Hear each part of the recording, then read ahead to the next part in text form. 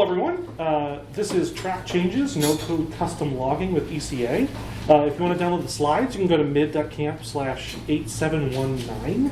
That's also where you can go to, after the session is over, to give feedback on the presentation. My name is Ineichen. I'm the Digital Services Librarian with Madison Public Library. That means I'm the web developer for the library. And I do web development and web management for our sites, both for the public and for staff. So we have 9 branches, and that means we have a number of internal sites that just staff use. And then we also have our public sites that the public uses. So, and so I manage those. I usually say I am the web team. And so try to do a little bit of everything. And some of that means trying to make logs that our staff can use in a way that they don't have to have kind of full admin permissions to see things on the site. So just wanted to briefly say kind of who's here, are we anyone here who's like a new Drupal person? Okay, I think so, but there's sometimes. Who here has used ECA, event condition actions, before? Okay, who here has used rules? Okay, cool.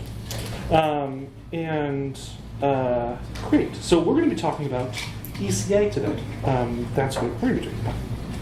So we're going to talk a little bit, just an overview of what kind of the current availability of logging within Drupal is, what kind of our use case at Madison Public is for using these kind of custom logging tools with ECA.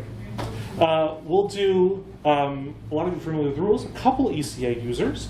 So we're going to go a brief overview of what ECA is and how to use the bpmn.io kind of modeler tool. And then we'll jump into a live demo. Hooray, we'll see if it works. So, logging in Drupal already, there are a number of things we can use in core. You know, we've got revisions, we've got the database log, and if you are a developer, you can custom build stuff using the logging API. And these are really useful. Revisions, you can jump back and forth. Great for our content editors who are more either inexperienced or like to try things. So very easy for them to jump back. Not as easy for them to kind of see the real changes that happen or see kind of the progress of things often. In the database log, obviously you only want to give that to access that to certain people, and not everyone, because a lot of the stuff they just don't need to see, and it can clog up with other things. Contrib has a number of options. Diff used, I'm sure, I didn't put numbers for it, it's like 80,000 installs, but improves some of those revision options that you can kind of see the changes. There are a number of kind of contrib modules like endlog, changelog, elogger, events logging, log track. It's Drupal, we have 9 different things that do similar things, with varying levels of support and functionality. And so looking at these, a couple of them have current releases. Events log track has the biggest number of installs and the most support. It's also kind of the most fully featured. It has a ton of different things that build out at a kind of separate reporting option, I think similar to the web log, the database log. And so that, I think, similarly doesn't kind of meet our needs, because it's just too much. And for all of our staff to see, we don't need to give them access to all of that either. So what's our use case? Why are we building it with ECA? Or you could probably use rules as well for this. We, at the library, have a number of, like I said, we have 9 branches, so we have a ton of study rooms that the public can reserve and check out and use.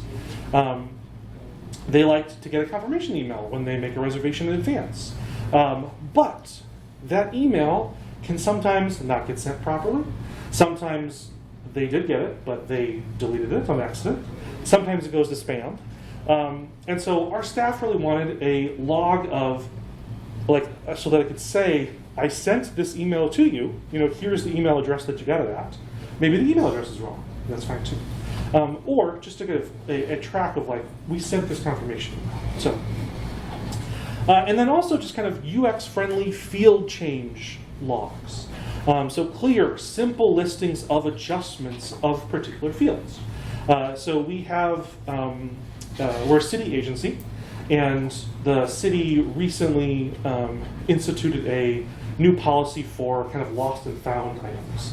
Above a certain value, you have to be like logged and tracked and then like stored in a certain spot. So what our staff wanted, which you can't really read at all, is a easy way to see, like, so when a patron comes up and says, I'm missing my backpack, like, I left it here last week, where is it?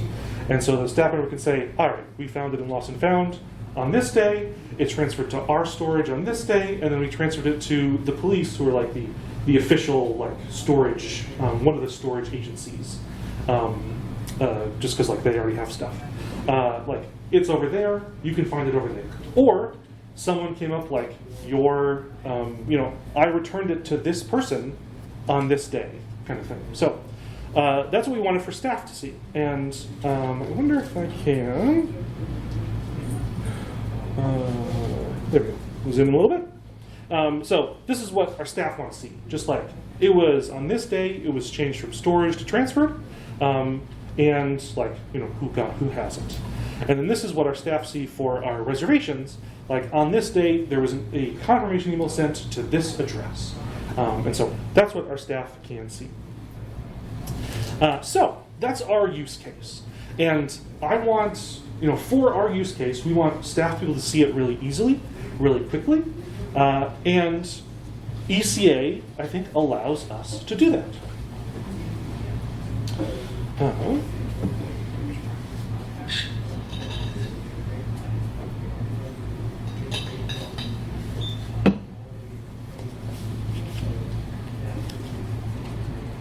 Okay, so we use ECA for this, and I started using ECA last year, or the year before, when rules still hadn't gotten a kind of really active release. There was still a ton of space.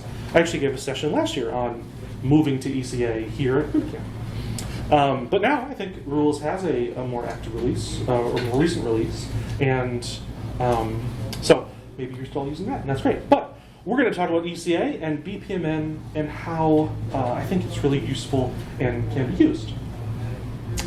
So, ECA, conditionally triggered actions or reactive rules. We have events, we have conditions, and we have actions that occur. A lot of you have used rules before. Pretty similar concept. We knock over this part of the domino, it goes through this process and causes an effect on the end.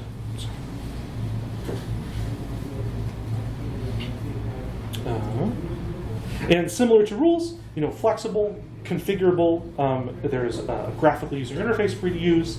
You don't have to use custom code if you don't want to, and just allows you to become, a more whatever we all said, an ambitious site builder, maybe who doesn't actually have all of the developing tools necessary, but still wants to do expansive things.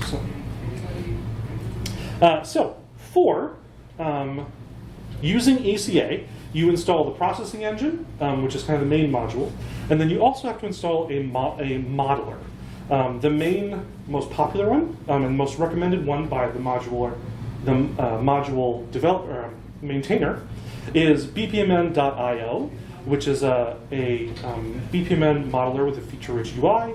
There's Camunda, which is a desktop client for BPMN modeler that allows you to work in a desktop, push it to your site. And then ECA Classic, which is kind of the simple modeler. It's the closest to rules itself, and uses the kind of Drupal form API. Now, bpmn.io is the modeler that the maintainer will recommend, and uses in all of the documentation. It uses the business process model and notation kind of interface. So you build the reactive rules with this kind of flowchart process. And so in Drupal, and so specifically, the BPMN is kind of for modeling organizational structures, functional breakdowns, data models, and was created by the Object Management Group, which is a kind of Orwellian title of an organization. It's people like HP, Sun, Apple, American Airlines, like just decide, how society functions. And so there's a lot of extra stuff that's in the model or in the standard. In Drupal, we'll use flow objects, which are the events, which are our circles. Those are our starting events, causes. Activities, which are our rounded corner rectangles. Those are the actions that occur. And we'll use gateways, which are our diamonds, which is right here. And those are for indicating kind of merges or forks in your flow of your model. Right now in ECA, the gateways are inclusive, but there's work to make them more options for it. So this is an exclusive gateway where there's either a yes or a no, and so it only goes down that one path. Right now, kind of anything off of the gateway will trigger. So they're inclusive at the moment. But that's definitely still in the works. The maintainer has talked about wanting to build out the process for that. So we connect those with connecting objects. Specifically in Drupal, we're going to use sequences, which are just our solid line with an arrowhead. And that's just this event happens, causes this action to occur. And our artifacts, which are annotations, which we don't actually have any in this picture, but just allow you to add on documentation and things like that to specific parts of the interface. So, okay. BPMN.io is a kind of web-based tool for editing those BPMN objects and other things. It's maintained by Camunda. That's they have the desktop client for running these things. So they maintain the web library, or the JavaScript library of BPMN.io. So on the far left side, we've got our palette tool, the tool palette. In this case, we've got this is a simple reactive rule. Let's zoom in a little bit. A starting event is a new article is created. We've got a sequence that connects it to an action of displaying a notification to a user. That's the action that occurs. And on the sequence, we can apply a condition. And so in this case, it says has tag of contest. And you could build this in the classic modeler, which looks like this. Pretty similar to the rules interface, the basic rules interface, where you've got your events, conditions, and actions. But here in the classic modeler, it's kind of clunky because they really want you to use the modeler, because everything is built in this flow progress. And so even in the classic modeler, you create the events, then you create the conditions, you create the actions, and then you have to attach the actions back to your events. And so it's like a kind of there's just extra steps versus working with rules. So highly recommend you use the BPMN modeler if you're using this tool. It's also, I think I said this last year, the maintainers will be they have a really active Slack channel, and if you go in and ask a question, they'll be like, okay, give me your your config for it, and they'll be like, oh, you're using the classic modeler? Why? So I think it's fun. Okay.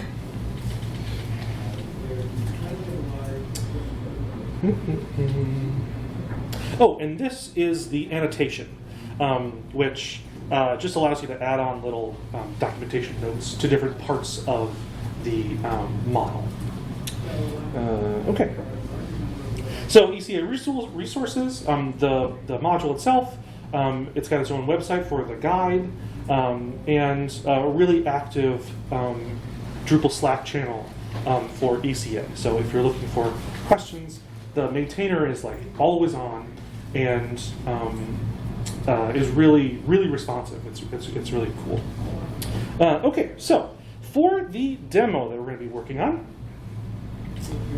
a couple things. Grab just a fresh install of Drupal, and then also added in some, quality of life modules, Gin, Toolbar, Toolbar extras, and then some useful core and contrib. So content moderation, date range token, and smart date.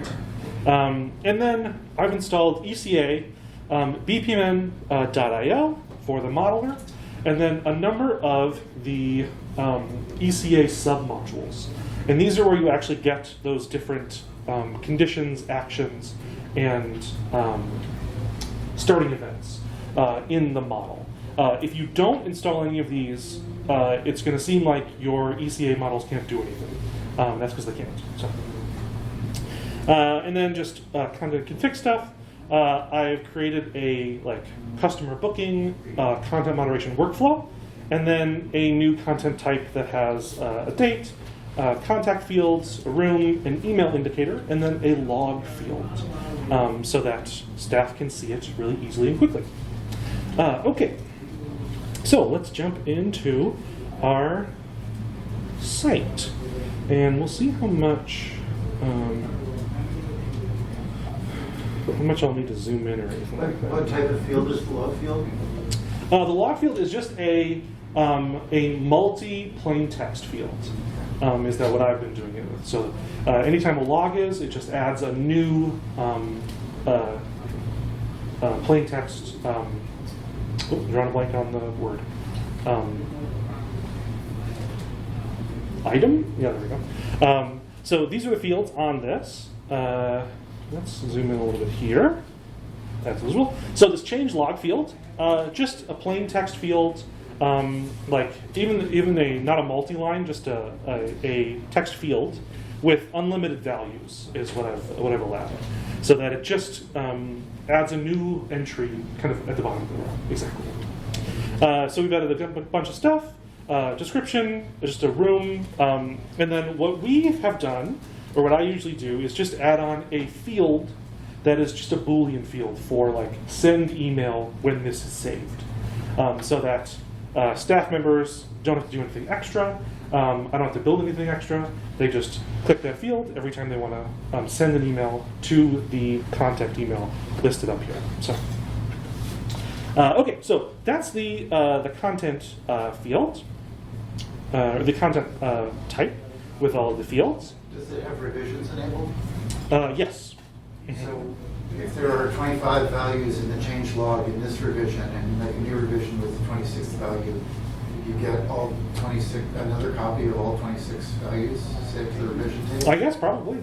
Okay. I have not.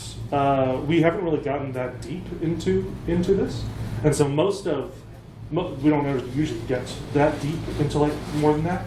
And so no one has complained to me about there being a problem with that. So now that you say that, I may have to think about limiting that in some way going forward. But it's a great question. Yeah, we usually get to 3 items, and then it's not a problem anymore. So okay, so creating the workflow is just over in ECA, and I'm going to create a new model. And let's see if we have enough. I think we have enough space for this. So this is the ECA BPMN modeler kind of interface.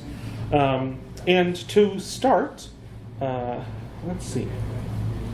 So what we want for our reservations that we have, our public makes a reservation. They want to get a confirmation email, and then I want to track that they've been sent a confirmation email. So we're going to start with our event, which is our circle. And the way that we add this in is you can add a name to this. So we're going to call this insert booking node. And then we add on the kind of actual Drupal triggers via these templates. So we use this template, and because I'm zoomed in, this is kind of awkward. All right, we'll have to zoom out a little bit so that I can see. Okay. So we can search for these, and if you haven't installed any of those submodules, you're just going to get this like base event thing, or you might not have any. And so you can turn on these submodules for each of the different things you need. So for content entity changes, for so I've turned on that. There's form, there's user, and workflow for those different events.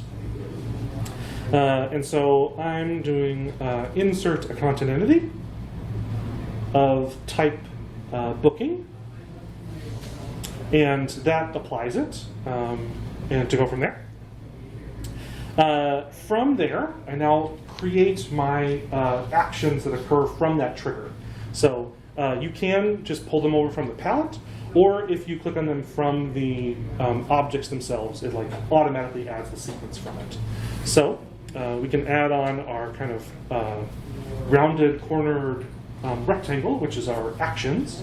And in this case, I want to send an email from this. So we're going to do send email. The template is just pretty simpler, send email. And then we get a number of different fields. So you can, and these allow tokens. So you can pull fields from the node items. You can pull from kind of all of different places. And just so you don't watch me type things wrong, we're just going to copy over some stuff. So the recipient address is this field email. The subject is just like booking request submitted. There you go. And then our message, oops, that's my terminal. Text edit. We're just going to copy and paste all of this in, so you don't have to watch me type it. And we can move this, you can see, but it's got a number of tokens in here. So the title, the room, field, the start date things. You can use, it's token, so you can put it wherever you want. So. Okay, so token. And then we're basically going to leave all of the extra stuff at the bottom, kind of at the default. And so like, we don't need to replace the tokens immediately, but that's going to happen after. So we don't have to change any of that. And so if I just save this right now, this would mean that every time a booking node is created, it automatically sends an email to that email field that's added to it. But we can add on a condition that uses that indicator field that I added to the node. And so that's just on this sequence. So you select the sequence. And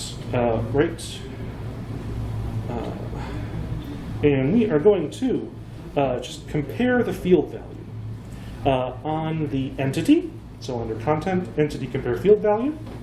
And we're going to look for the field name. And just to make sure I got it right without spelling it correctly, field send email indicator. Expected value of 1, just a Boolean field. If it's checked, send the email. And we can leave everything else at the default. And then you can add the name up here, so like indicator checked. But I usually like to add in an annotation instead, just because I think it looks better on this. So from my sequence, add in a there, and so indicator field checked.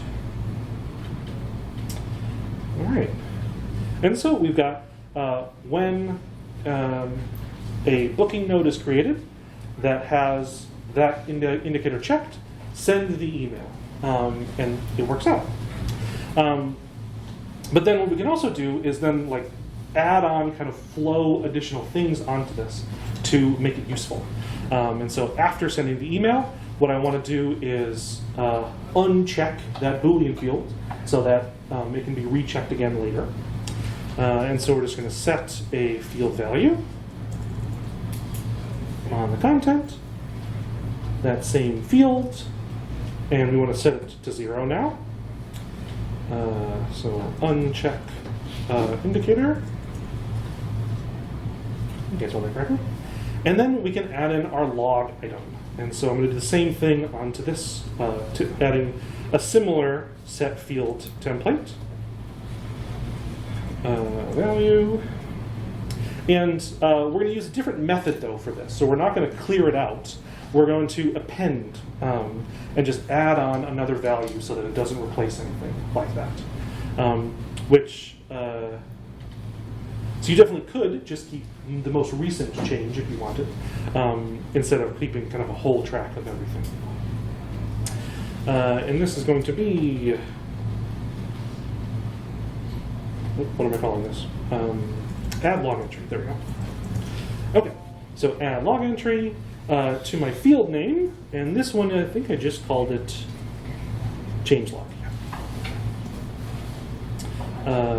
Set those in, and my field value, and this is what we're going to use, of just current date, email sent to the email value.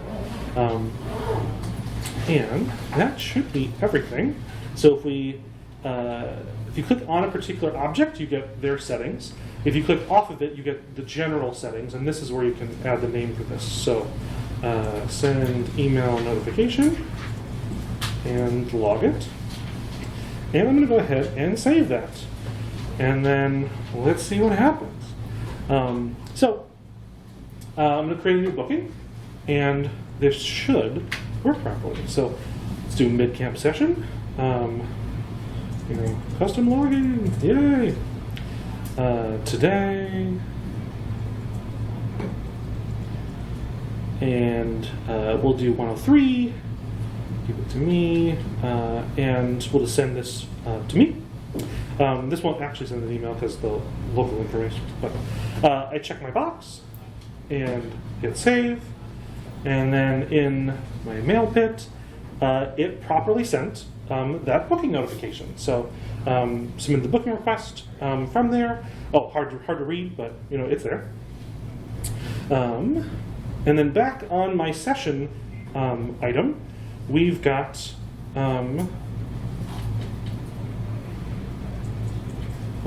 it didn't add it to my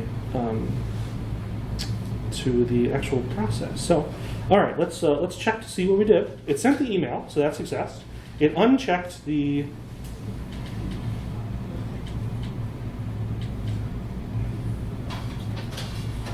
it didn't uncheck that field. So let's troubleshoot. Okay, so send the email. This is the thing that I keep messing up. Save, exactly. So when you create a model, there is a little button down here that allows you when you want to save the entity. And so during the flow process, you can save it multiple times. You can save it once at the end. You can also just add an action at the end that saves the node. Save the entity. Okay. And then, because this is already still filled, we should be able to just save again. And save. But your event is creating a node, so updating the existing node will trigger it. Thank you. That's what we also want to do. We're going to add on an additional thing so we can move through a gateway. I was going to do that, and I got all flustered because I forgot to save it. So we're going to add on another starting event of update content entity of booking. And so update booking. And then what we can do is we're going to add a gateway from this. We're going to move add a sequence to this one, and then we're going to move this sequence, if I can click on it successfully, from our gateway. So let's move this down a little bit, and spread these out. That looks terrible, but that's okay. So what we now have is when we insert a booking, when we update a booking, merge them together and then follow the next track. So use that indicator field, send the email, uncheck the indicator, and add the log entry. So we'll save that. And then now, when I do this, it should work properly. Okay, it's checked. We'll click save. We'll scroll down, and there we go. So it unchecked my Boolean field. It's not visible here. And my change log had that confirmation email sent to me. And so let's say that we're going to change the room, and actually I sent it to the wrong me email. So let's change that and send it to the proper one.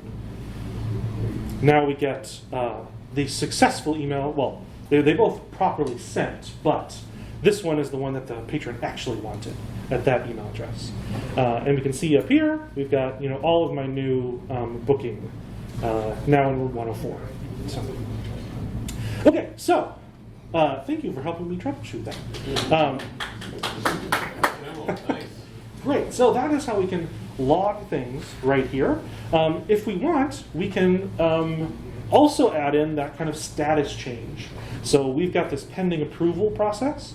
Let's add on an additional action to kind of also log it to that field. So you can create a new model for this, or if you want to kind of connect them in some way, or just work with them in the same spot, you can just add it to the same model. So I'm going to add in another one. We're going to add in a template of, and this template we're going to use is, there's a special workflow template called state transition. So we're going to use that, which we're going to leave it on booking. And you can choose specific states of like which to go from or which to go to, or you can leave it blank for just all of them. So we're going to do this, and so we're going to go state change, and we're going to log state change. And the template for this, we're going to use the same thing. So just set a field value. So set field value. And for this one, let's just make sure I type everything correctly. Oh yeah, still change log. There we go. And just a couple of other changes. So we want the current date, and we want a couple of tokens that are supplied by this event. So if I go into this and open up the document, is it the documentation? On the template, there we go. If we zoom in here, we can see that there are a couple of additional tokens that this event provides. So the from state, the to state, and then like other like session user and things like that. So we're going to use those on here and use those tokens for the from state. Let's zoom in again over here. For the from state to the to state, and then you can also add in the node log. Just add the message in with that in the entry itself. So let's go ahead and do that. Again, we want to click save on that. And then there is this entity field down here, but that's only necessary if you're working with multiple different entities in kind of your flow progress. Right now, it'll just work with the current event we're working on. Yes? When you select that save entity option, does that result in an additional save and an additional revision, or is it all included in the revision that the user made? That's an interesting question. Let's see. Let's look at my revisions. And it's currently 11:34, so we've got 11:31. So let's go ahead and change one of these. So pending approval, we're going to set it to pending. Oh, and I cleared it out because I didn't change that from append. So be careful. Okay, So now we've got that, the new change that we just made, that we've logged, and let's look at our revisions. It does. So it resaves it, so you get a new version of it. And I wonder if I don't have diff installed, so.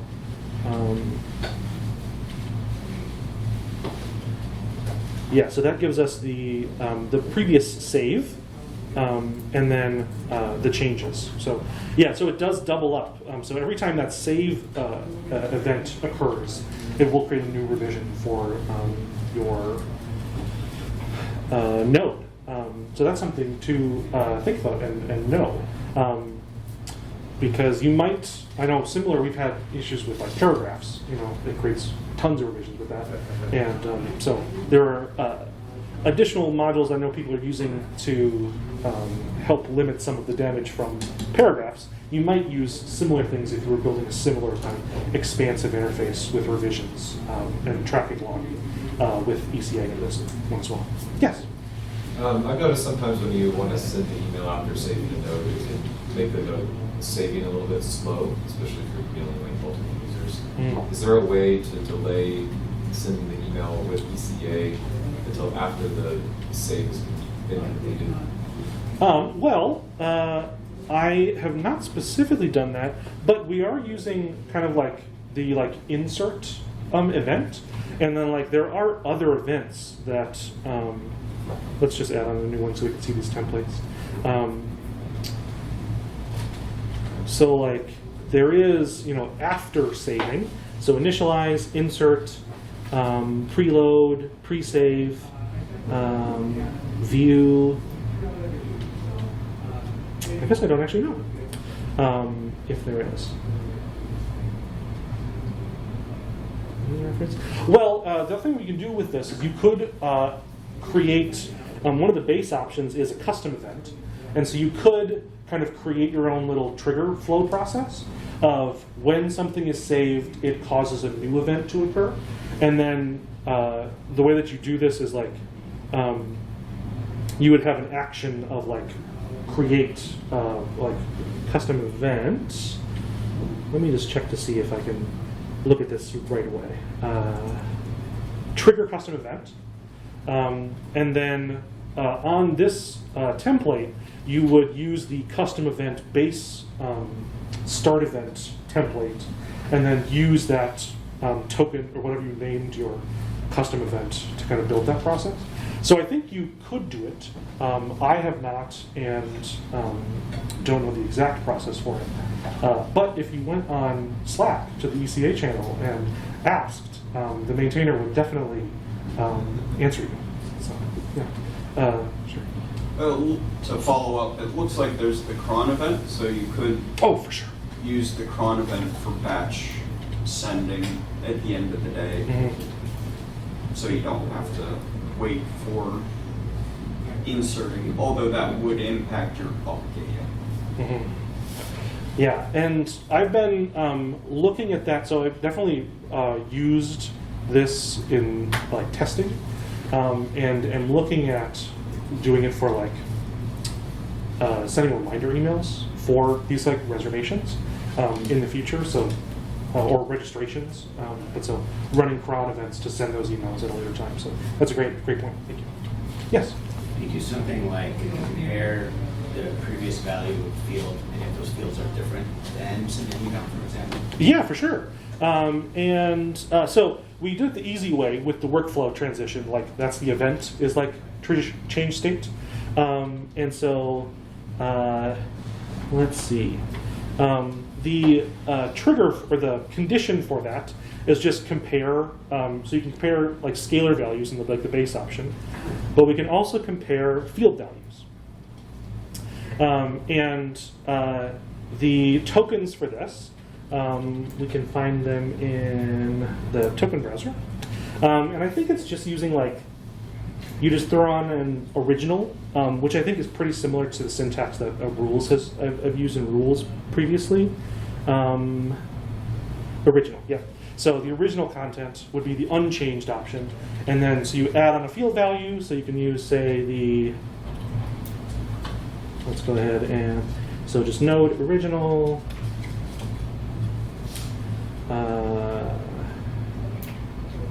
because I did the field value, so just node original, and let's say room, or I guess the field, it's field room. So field room. Oh my gosh, if I can spell. It doesn't actually matter because we're not going to run this, but gotta type it properly. So the original field room, compare it to the expected value, so of the new value, and then we can say equals and then negate the condition, and so you can see if the field is changed using that process. I think. I would think just asking for the field name, you just put the field, the token.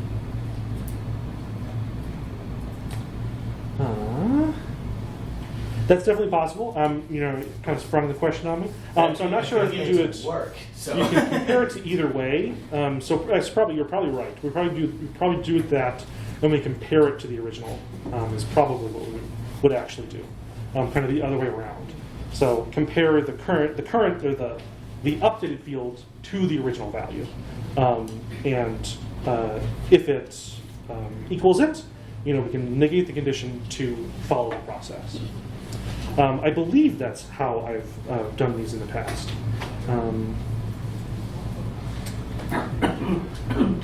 I can,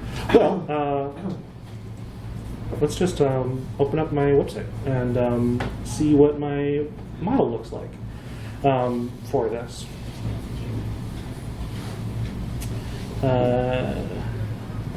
Reservation.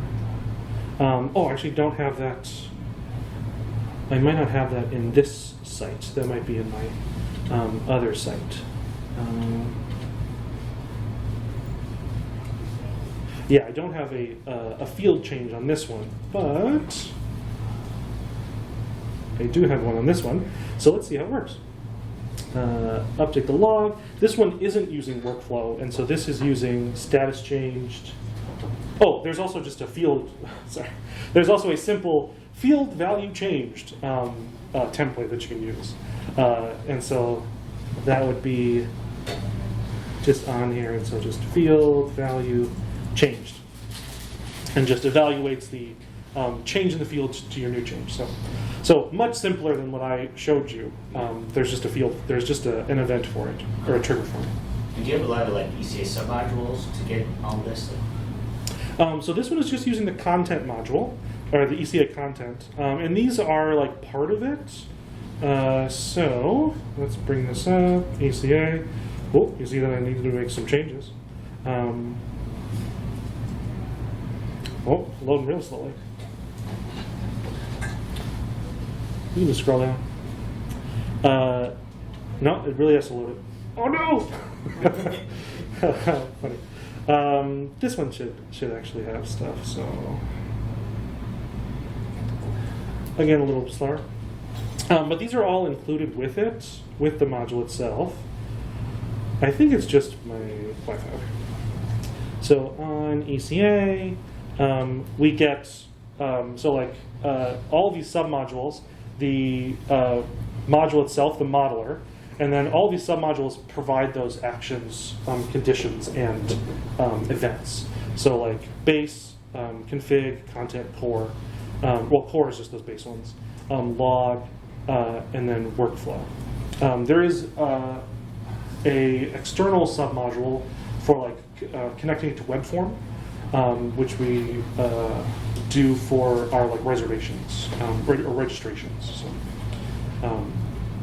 does that answer your question? It does, yeah. Okay. I see that there's a queue module too, which is probably something that can be used for yeah. something safe. That makes sense to me. Yeah. And I really like the views, which is something that I never was able to work well with rules. Was just I couldn't quite wrap my head around it. But building in these views, you can load a view, compare values to it, and so we use this for our. We're out of time, but we use this for our book recommendations form, where our patrons, they love recommending books for us to buy, and if you get over 50, we need them to stop. And so like I built a reactive rule that loads the web form submissions, just checks the amount of them based on the library card that they've submitted, and it just looks at the view, and since it works with views, like I know how to build a view in any way I want. So just like create a view, if it's got more than 50, check the view, see if there's more than 50, count it, and then set a form like error message saying you've submitted too many and have to wait. So I think there's a lot of really good stuff in here, and if rules hadn't had more like active development, I'd probably still be using rules. But I really like the stuff that ECA does. I wouldn't be surprised if there are avenues for like both of them you might use on your site. I'm not sure. We're at the end of our session, but do please give me feedback. So 8719, contribution day, and we already asked questions. So thanks everybody.